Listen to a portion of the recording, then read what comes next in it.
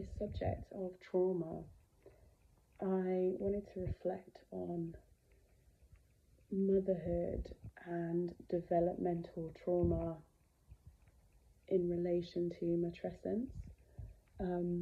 Matrescence is a stage of development that mothers go through.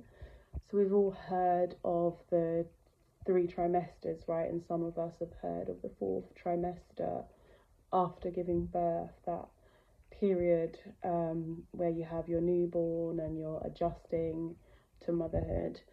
So that's actually extended beyond the 4th trimester into what's known as matrescence, whereby everything changes, the sense of identity is completely reshuffled, completely turned upside down. Who you are or who you thought you are changes. The structure of the brain and the neural pathways, everything reimagines itself, rebuilds itself. Physical changes, hormonal changes, social changes. There's so many developmental periods that a mother goes through after giving birth and for a prolonged period of time throughout motherhood. And it's no less important than any other developmental stage in anyone's life, whether that be adolescence or the early years. It's just as important. The issue is that matrescence is not largely recognised or given the respect that it deserves from professionals. It's often seen through the lens of the development of the child in absence of the development of the mother. So what we often see is for social work assessments, as an example, they only look at the child's development in relation to what the mother is doing to assist and aid in that, to meet that child's needs. But what they're not yet in recognition of is that the mother is also going through her own developmental stage, which is an extremely vulnerable time, an extremely malleable time. So you have to be cautious of overstepping boundaries in that regard, because an entire new identity is still trying to form within the mother.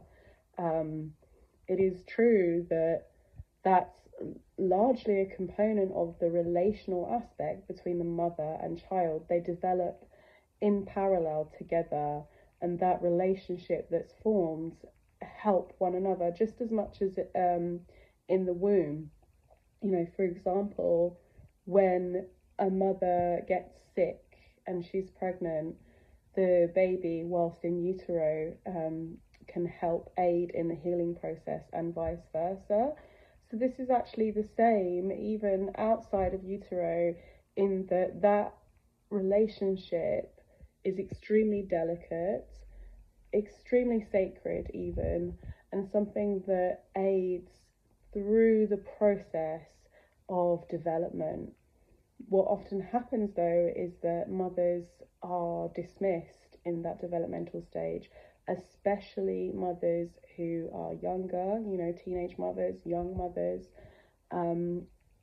They're often dictated to in what they should or shouldn't do with regards to the choices in their mothering.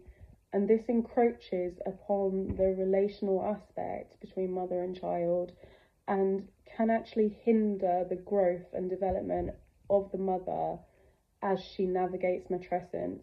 And it can cause quite severe trauma, because that sense of identity is so fragile, and if it's not given the space and the respect to adequately form, it causes problems later on down the line, and then we have to reverse the impact of that, which is why I guess advice I would say to my younger self when I first became a mother is trust yourself, trust in your own instincts, trust in your own choices, Do not listen to these parenting books and so-called experts who believe they know your child when they've never met your child. They don't know your child, but that relationship that has been formed between you and your child when that child was in utero, if you had a natural birth, or if you have an adopted child, that relationship can be formed prior to anything else, and that takes precedence over it all.